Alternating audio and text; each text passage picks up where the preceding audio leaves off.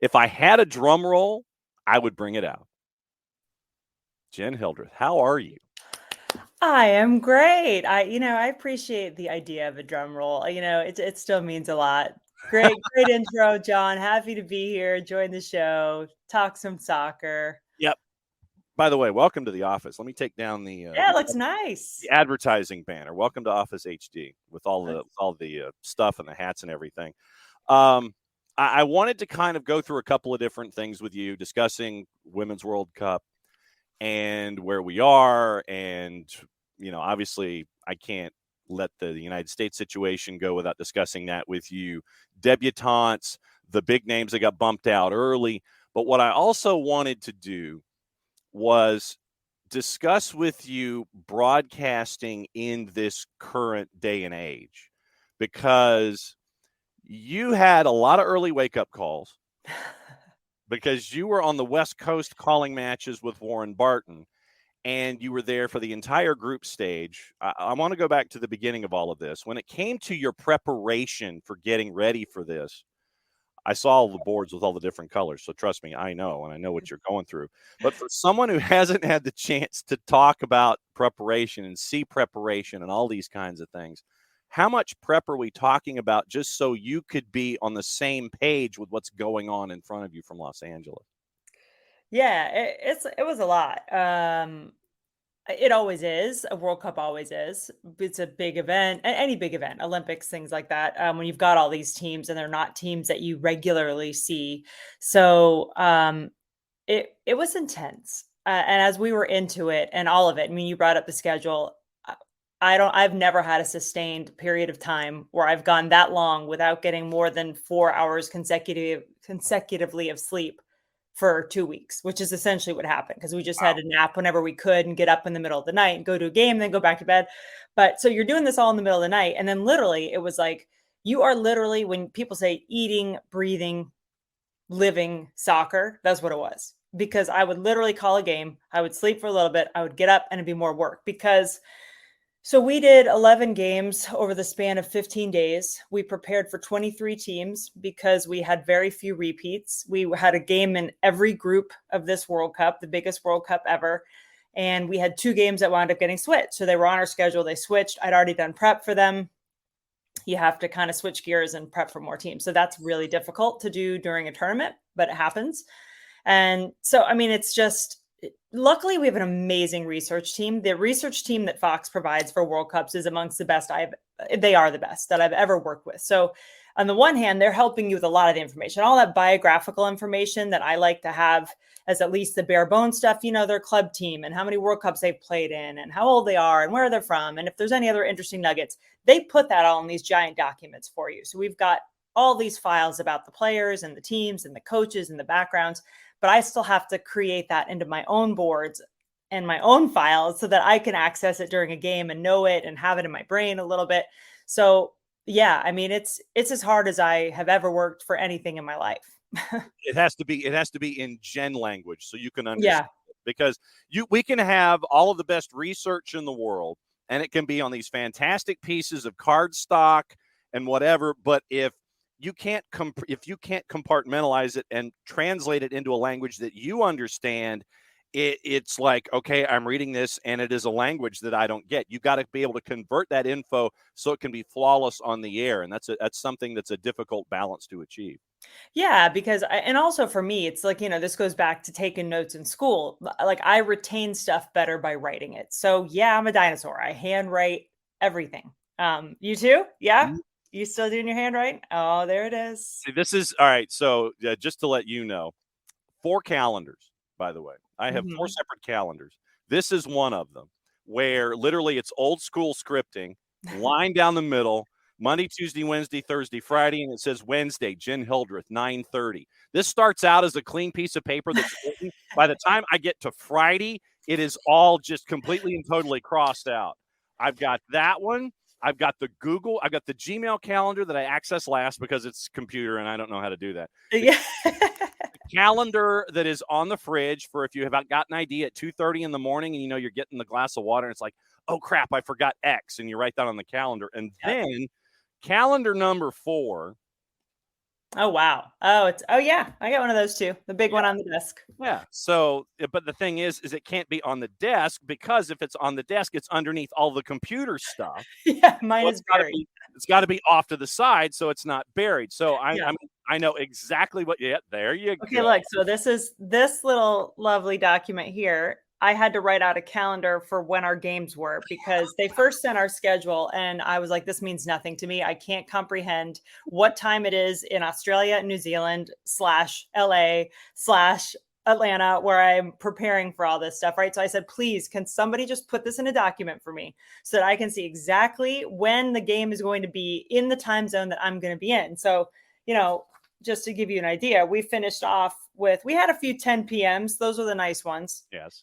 Then we finished off with 2:30 a.m., 3 a.m., 3 a.m., 3 a.m.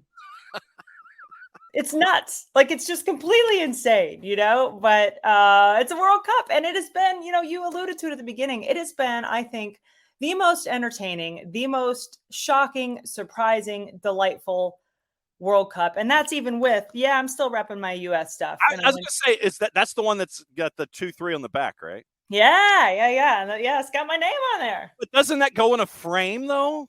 Well, I mean, eventually, but I'm wearing it now. So Okay, yeah. just I like checking. So, but anyway, even with the disappointment of the US going out, and obviously there's massive disappointment with that.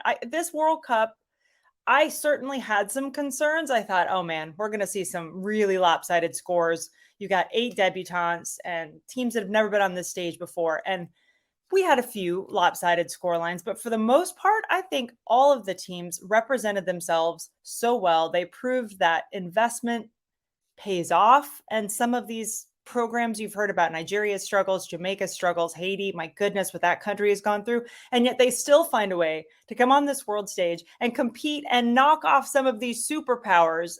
It's been incredible to watch. All right, since you're wearing the jersey and you're wearing the splash lid, we're going to have to go Yeah. here. But I think the larger point is that in the past, in all the tournaments that we can go back, the United States was able to out athlete, and I just probably created a word. They could figure out a way, because of their athleticism. If the game planning wasn't there for whatever reason, they could out athlete the opposition, get the win, get it done, and by the end of the time, you end up with a title.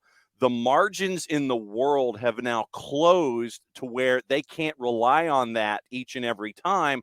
And we saw that in this tournament where the margins, if they're closing or they're closed, the world has caught up. Yeah, and I would counter your term to say out compete because it's always been that mentality, right? That winning mentality, that refuse to lose, that I think has helped the US stand out. And yeah, there is some of that just kind of like, you know, you think back to Anson Dorrance, who was really at the beginning of all of this for the US, you know, when they first went on a World Cup stage and won, and he took them in there and he put the ball down their throat and he pressured them, and teams didn't know how to handle that. And so as the game has evolved, we have to continue to evolve as well. And I think what this World Cup showed us is there's still some evolution that needs to be done. And it is not just with our upper level players and senior players. It's taking a really strong look at the development of our players. And is this properly really preparing them? Because I look at this team and, you know, I watch all these players and call them in the NWSL all the time. I've seen a lot of them come through college, and I said, this is a massively talented team. That's where the disappointment really hits you. You look at the talent on this team, and I say, how did we lose? How did we not perform better than we did in this World Cup? And that comes down to a number of different things. I mean, this stretches way back. It's not that much of a shock and a surprise in the sense that the lead up games to this World Cup didn't exactly inspire a ton of confidence in me. I wanted to believe, and I love this team, and I support this US team. But look, they struggled to create and finish quality chances consistently in their buildup, and that continued in the World Cup. So that's something I think that as a federation, as a country, we need to look at in the way that we are developing players.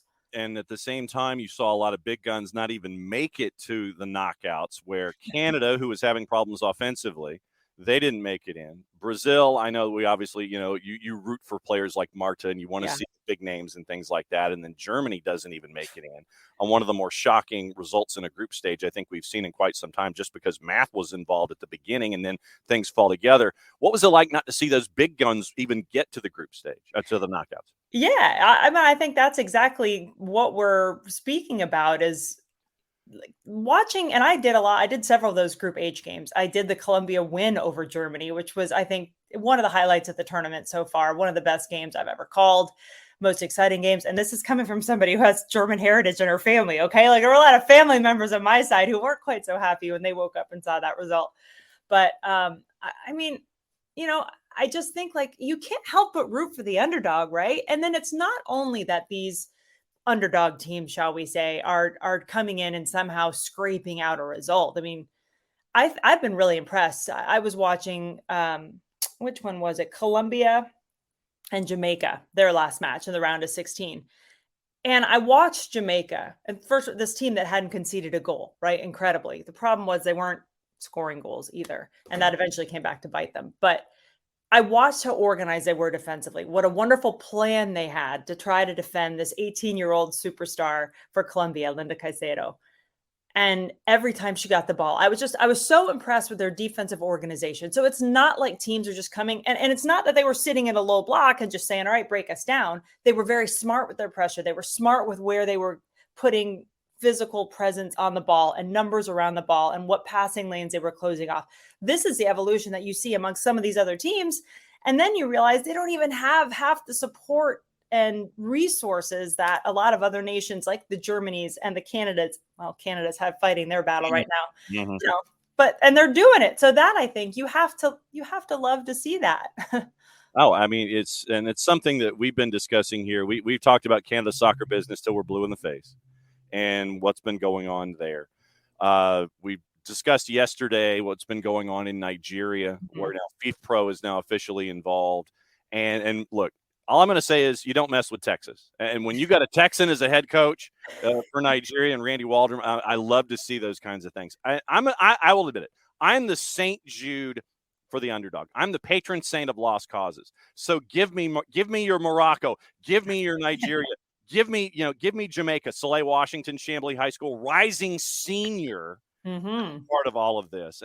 I like to see these new storylines because being a journalist, you like to tell these new stories, but I like to see these new storylines develop to your point where it's not just because it was a fluke that a Jamaican made it through. It's the organization and everything. Despite all of the noise that we're partly responsible for, they've been pushing and persevering through all this stuff. Yeah, that's exactly right. It's more than just an underdog getting a lucky result. These are well earned. These are teams that are well coached, and as you said, the gap is clearly closing around the world, and that is a wonderful thing to see. Racing Louisville is going to be a problem, aren't they? You like watching Tembi Catlana? But look at all their goal scorers, not just her. Ari Borges from Brazil. I mean, it's going to be fun watching the NWSL after this tournament is over. But now that we are where we are, put your handicapping hat on. You might have to take the splash hat off and sub out another one. But look at the teams. Look at the teams that are left. What do you see in the teams that are left as we get sprinting into the remainder of this tournament? I was just looking at all those quarterfinal matchups and deciding which ones of these am I going to make sure I get up and actually watch on time, or which will I record? Probably most are going to be recorded. I'm not going to lie. And then I just don't look at my phone.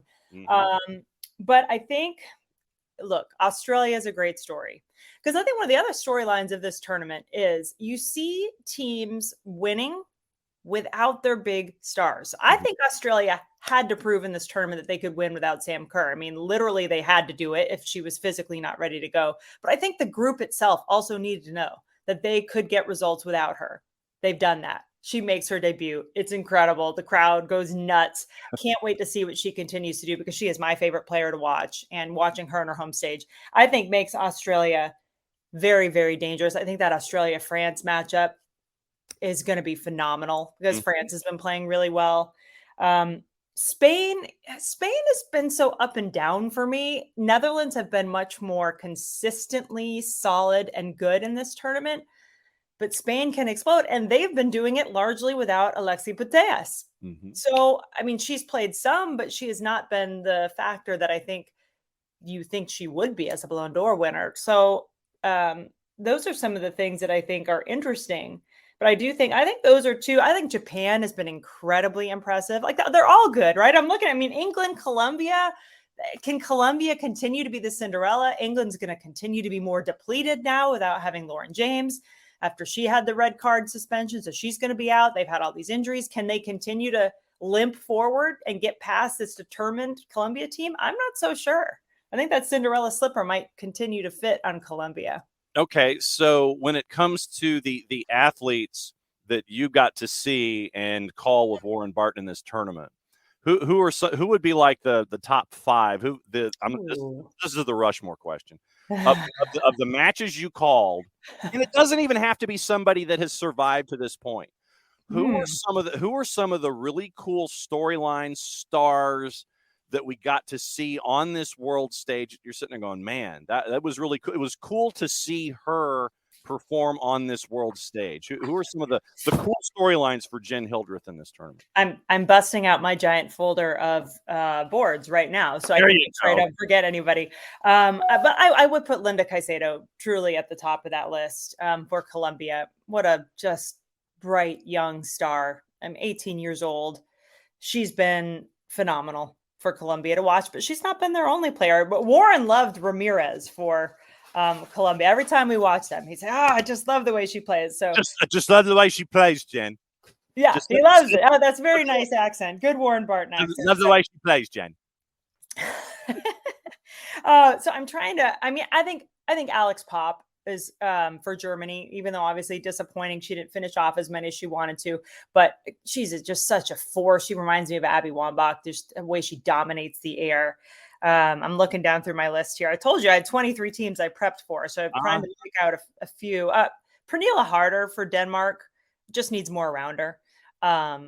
South Africa, I loved watching Tembi Katlana. I had gotten to call a Racing Louisville match not long before she left for the World Cup, and got to see her there, just starting to get back healthy again, missing qualification. I think Shayna Matthews. I'm going to go more stories, not just even performances. Absolutely. But I didn't actually even wind up calling any of Shayna's matches. I was supposed to call Jamaica, Brazil, and that wound up getting flipped. But I thought, just her story as a mom and all the mom stories, I love those. But she's a mom of 3 little boys, and that's all since 2019. She had her first, I think, 2018, just leading into the 2019 World Cup. So incredible.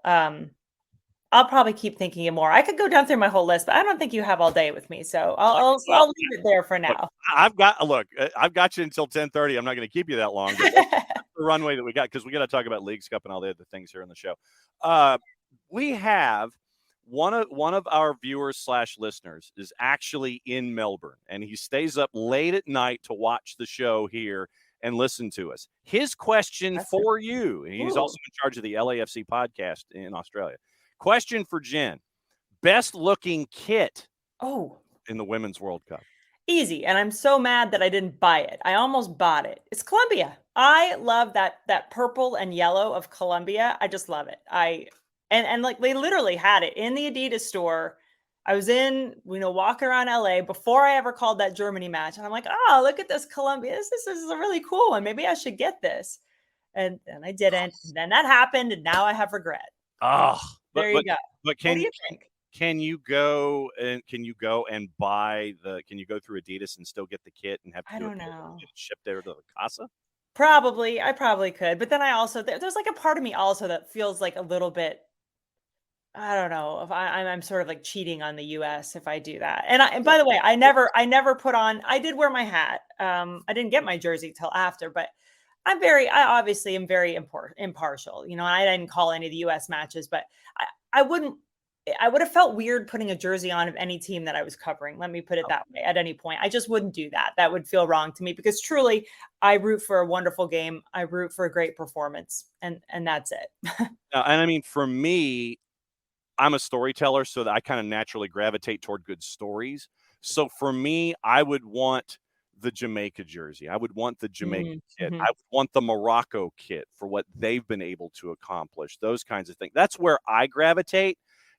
So yeah, I mean, I could show you my jersey collection and it would be a mess. But yeah, I mean, you see the scarf collection all over the place. So Yeah. that's kind of where I am. It's like, give me a good story, because that's what all this is about. It's about all the stories that we've all covered over the time. And it's like, it gives me something that I can pull back in and remember. Yeah, it was a great story to cover this. So look, as I said, I'm St. Jude. I'm the patron saint of all the underdogs, and just give me the underdog stuff. And I'm happy because I can sit there and go, yeah, see what Morocco did in the World Cup. That's why I would end up with a Morocco kit, something like that. That's fair. I do like that. And by the way, I love Morocco's story as well. I love getting to know their story and to realize, of all that we hear about women fighting for support from the Federation and money and resources, then you go into a nation where, the culture in a lot of ways doesn't even want a lot of women to play. Now, that's not everybody, but there is still a good chunk of that culture that is not warmed to seeing women wearing shorts and playing sports. They just don't, that's not what they would consider to be right. And so to add that to the mix of everything that they have overcome to succeed and get to where they were and make a knockout round, I mean, incredible. That's just incredible. I would say the Philippines too, by the way. That's a team we haven't talked about much. I know they didn't make it out of the group stage, but I really appreciated understanding a little more about, I think from the outset, I looked at this team and you go, oh my gosh, they're all these American born players. And you could snidely say, oh, we're like, America 2 or junior or whatever. They're just kind of gathering all these players. But then what you start to understand is heritage players, as they call them. These are players who, yeah, maybe they didn't get a shot with the US, but they're getting a chance to represent the country of their heritage, of their parents, of their grandparents. And that means so much to them. By choosing that country, it almost means more in some ways than the country that you're living in, that you've grown up in. And I love getting a better understanding of that. And I listened to a podcast that was done about exactly that, an American living or who had Philippine roots, and she was living in America, and just all of it. I just found that to be really fascinating, and I loved their story, and I was glad that they had some success and got a win. No doubt about it. Casey fared the same way with South Korea, and with her story as well. Wrapping up with Jenn Hildreth, because she has a life, and we do not here. Not much. What is recovery now for you, and when does the busiest schedule for the busiest person in show business pick back up? Yeah, recovery was a lot of sleep, and then I managed to tear my hamstring. I don't know. Let's just hope it's just a little bit of a tweak. I think it's maybe just a tweak. I don't know. Warren got me sprinting too much. We were doing our Orange Theory workouts. I don't know what happened. I get competitive. Anyway, it's okay. But so getting back to somewhat of normal. Kids are back in school doing all that. But then, next week, diving right into it. Back-to-back NWSL and MLS, and then college soccer starts end of the month. So no doubt about it. At Jenn Hildreth on the 280 character app. I don't know what to call it these days, so I just 280 characters. Jenn, fantastic to catch up with you, because sometimes it's like trying to catch rain through your fingers or grab a comet by the tail. And we were glad that we were able to do that before business picked back up. As always, since it's been a while, I'm going to go ahead. We got one question before you go. You do have golden ticket status, so that means that you can crash the show anytime you want to discuss anything. So literally, it's like, oh, I want in on that conversation. You can take your golden ticket and sit there and go, all right, so shoot me the link. You could text me and go, Nelson, shoot me the link. I want to talk. Okay. Abby, who do you see as the top women's college teams this year? Ooh, Abby, I appreciate that you think that I am ready to turn that around. I'm sorry to let you down. I could throw out some names, but I'm not going to do that to you, because truth be told, sister, I'm not there yet. I'm working on it. Yeah, trust, I'm right there with you, because it's like, give me an assignment, get me through the assignment, on to the next. So my brain doesn't sit there and have 90,000 pieces of information in it. Get me through this so I can get to this. Get me through this. get to that. So Yeah. that's And I mean, juggling. But look. I would say now that I took 2 seconds to actually think about it.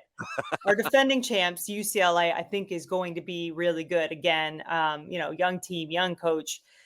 I think they're going to be really good. I think you can't count out the North Carolinas and the Florida States, no matter of the turnover. Virginia is like the ACC is going to be strong again. So there you go. There's a few teams to look out for.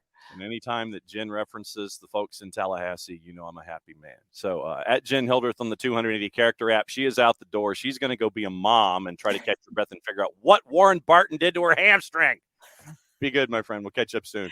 Yeah, see you later. Thanks. All right, there's Jenn Hildreth. She survived the morning show, people. Great to catch up with Jenn. Great to see Jenn. Jenn and I go back to the days of when we both covered high school athletics here in the state of Georgia. Do you remember, dear viewer listener, the Atlanta Journal-Constitution High School Sports Show? And Jen's cheering in the green room, so I can see that. That's how far back Jenn and I go. We go back to covering high school athletics together. Jenn started in the business when she was 12. So, I mean, that's literally, that's how long that we've known each other. But yeah, Jenn has golden ticket status.